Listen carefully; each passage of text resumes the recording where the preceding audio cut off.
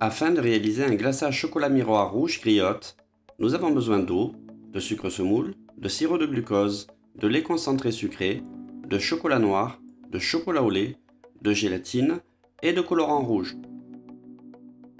Préalablement, mettre à réhydrater la gélatine dans de l'eau froide avant de démarrer la préparation. Disposez dans une russe le sirop de glucose, le sucre semoule et l'eau, puis chauffez le tout jusqu'à une température proche de 103 degrés.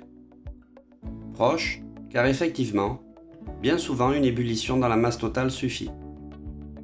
Il arrive parfois que le sirop dépasse légèrement la température voulue et il en résulte un glaçage très visqueux et élastique. Il est donc important de faire attention à ne pas dépasser la température. Le glaçage contient du sirop de glucose qui va apporter une certaine viscosité intéressante tout en sucrant légèrement. Pour mémo, le sirop de glucose a un pouvoir sucrant de 0,5 contrairement au saccharose qui est de 1. Une fois arrivé à 103 degrés, arrêtez la cuisson.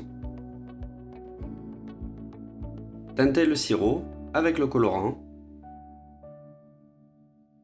L'utilisation de colorants hydrosolubles nécessite une attention particulière étant donné le grand pouvoir de coloration de cet élément.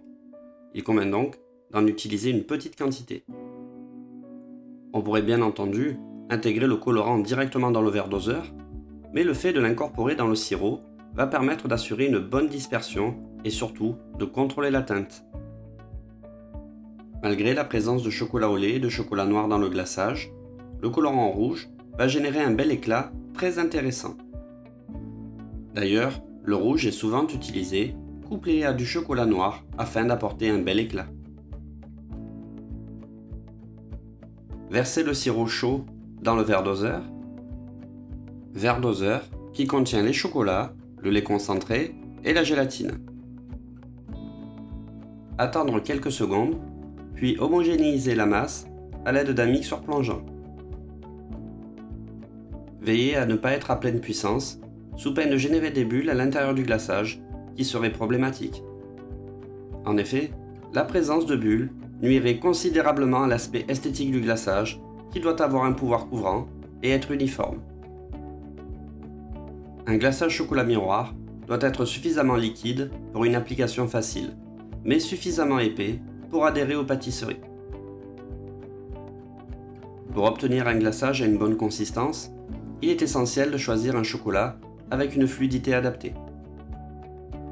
L'utilisation d'un chocolat contenant une grande proportion de beurre de cacao engendrera un glaçage chocolat miroir qui sera trop épais et retiendra en conséquence plus facilement les bulles d'air.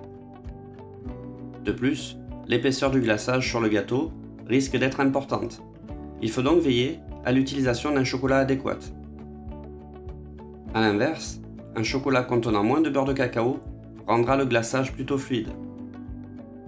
Il est donc important de choisir le chocolat avec attention. Le glaçage contient du lait concentré, qui va certes apporter une quantité de sucre supplémentaire, mais conservera une brillance et un éclat intéressant, même pour les produits passant en surgélation. Les glaçages miroirs au chocolat détiennent une place bien ancrée au sein de nos métiers, et ils restent largement utilisés.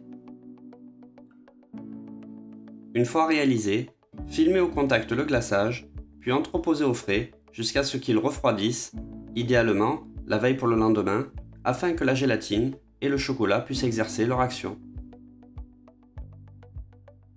Une fois bien refroidi, réchauffez le glaçage en bain-marie ou au micro-ondes, en remuant délicatement afin de ne pas générer de bulles.